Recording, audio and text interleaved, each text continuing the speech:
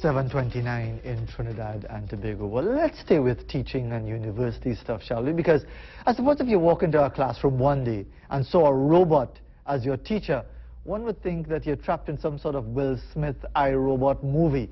However, that's exactly maybe what Jivan Prasad at UWI St. Augustine, lecturer in the Department of Electrical and Computer Engineering, might be interested in talking about innovative teaching methods using robots. He's here to tell us more with colleague Kathy Radix, a lecturer in the same department.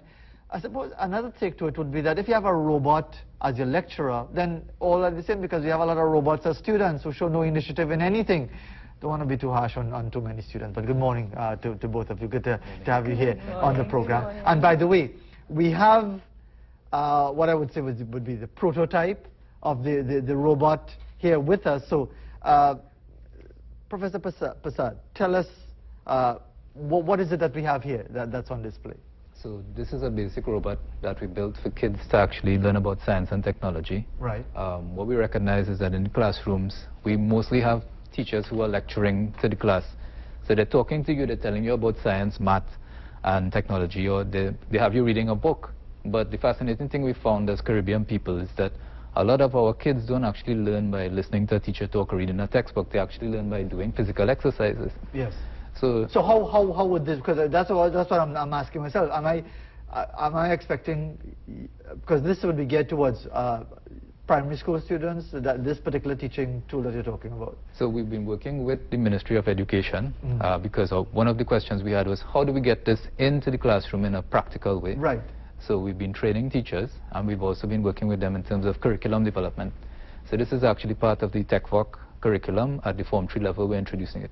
But we do know that the younger you introduce a child to this kind of thing, the more they become familiar with it and become comfortable.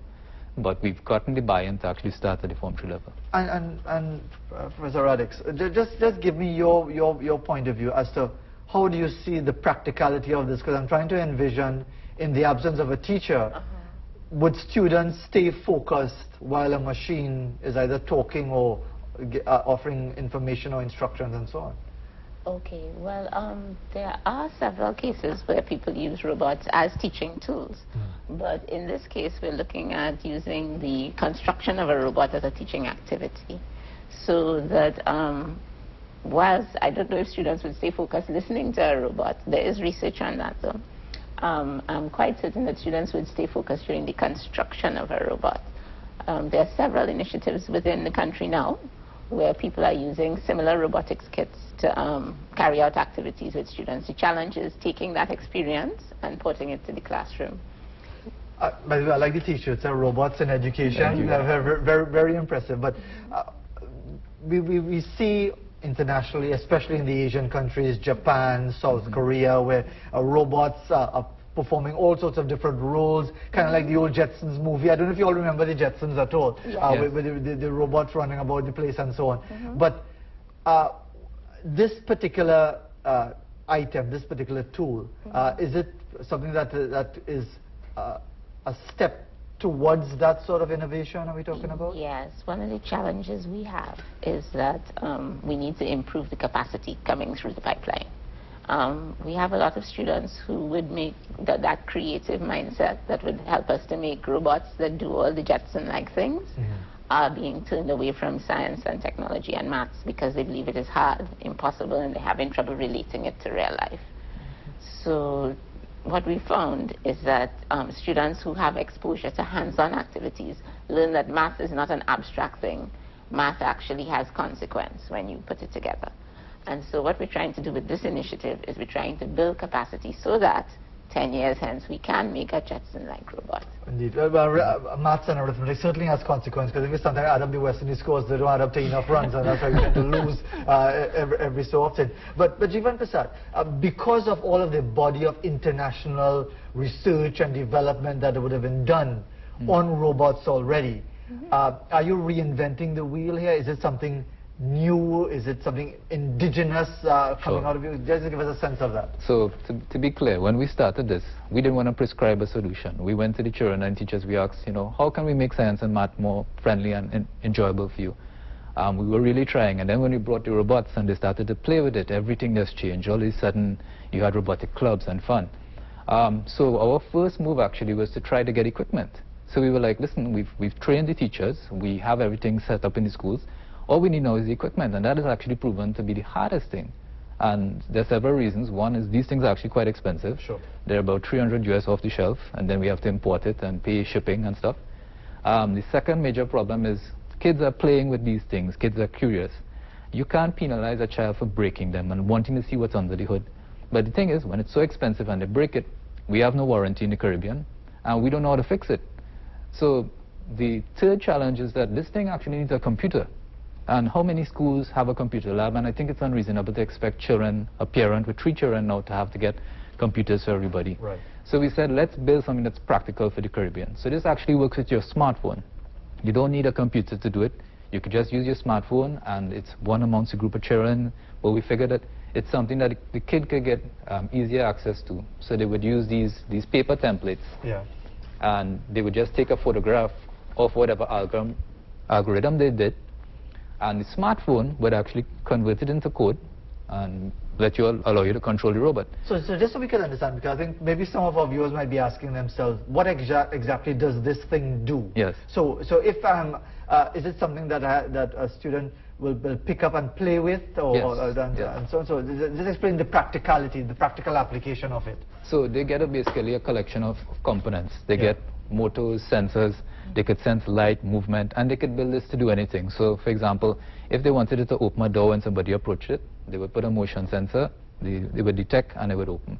So we just wanted to give the students the tools and the bits and pieces that they could build out anything that their imagination occurred to them. And the second thing that we're doing with this is totally open source.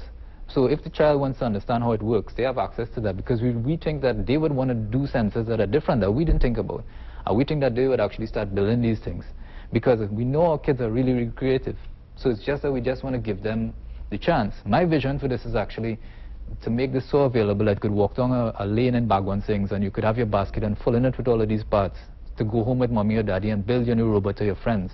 You're sharing your code online with your phone and communicating, hey, this is the algorithm I do, boy, and somebody else modifying it for you. And so you're using the technology now to learn and to grow, and not just to be on Facebook and consuming content.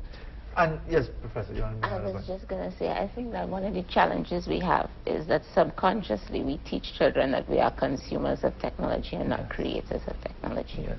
And so one of the most important things of using this kit is that it will encourage children to create rather than consume. And I was asking before we went on here, how is this still in the research and development stage? And yes. How long has it been, the process been? And from your own understanding of the technology, how far do you think you're away from this being commercially available? We want to go into trial in classrooms in 2017. We're looking for term 2 of the academic year. We would like to be in classrooms trialing this with students alongside some commercial kits. Based on the data we get back from that, we will want to go into production if it proves a success. So late 2017, Christmas 2017, in an ideal world. And so has it been identified as yet as far as the schools where it will be trialed and all that's involved with that? Well, we are actually partnering with several people. We are currently trying to raise funds to get the development done. And we are partnering with the Ministry of Education, NIHS, and several other stakeholders. If I start listing them, I wouldn't be here too long, to get that done. So we actually have no defined criteria for which school. We're willing to partner with any school that is willing to partner with us. One of the criteria we are looking for is that we'd like a diverse set of schools. Yes. So we're looking at schools across the country in as many different regions as possible. And we'll be partnering with the Ministry of Education to make sure we cover as many regions as possible. So, Professor Prasad, if someone, some teacher or some principal or some student or somebody of influence, either in business or in the educational sector, is watching or listening right now and say, okay, I want to find out more information about this, if I could come in as an investor or maybe say, okay, could my school be a part of the pilot project? How do they go about getting involved if they can? Sure. We have an Indiegogo campaign that is running right now, and there's a website that you could actually check. All of this information that we're talking about is actually featured on that website, And there's also a number here. You can contact any of us to give us more information. And we are welcome for anybody who is supporting this. No silos. We're partnering with everybody because we really want to impact the lives of our kids. So anybody who's willing to help in making a better Trinidad and Tobago, we want you on board. Well, let me just read it out because we have some listeners are not necessarily just viewers alone. The phone number 793-4166, and the website is just read it out for me because I get a little confused all the slashes and so. It's the website is Indiegogo, INDIEGOGO, and you just search for Gadget Box, and you will find us. All right, so we've given you the information. You're seeing it on the screen as well, and because in this place called Trinidad and Tobago, maybe sometimes this type of innovation, people are slow to come on board with it. What has been your experience with developing this idea so far? Have you gotten a lot of skepticism? Are people willing to come on board with the idea? Well, we've been working on this out of pocket for a long time. So a lot of the work we've done, the teacher training, everything has been volunteering. The reason why we need to actually go for funding right now is we need to buy things. So we need help with that because it's a little bit expensive when you're making small numbers. But the reception from parents and teachers has been overwhelming. They just are grateful to see that we're doing something positive. And it's just heartwarming, the amount of support we've gotten, and it motivates us to want to get this out there because we saw the reports about poor student performance and stuff, and we think it's a little bit unfair because it may be that we're just not teaching the kids in the right way. It may be that the child is a person who learns by doing in the classroom, but we're not reaching them in the right way. So we're saying this is a step towards making the classroom better. And we are grateful because everybody, too much as Kathy said the name, so many people have gotten us to this point. We have gotten a lot of support. All right, well, that's good to hear. Let's hope that more people come on board and that your goal of 2017, Christmas 2017, that it could be. So we've got 2 deadlines already.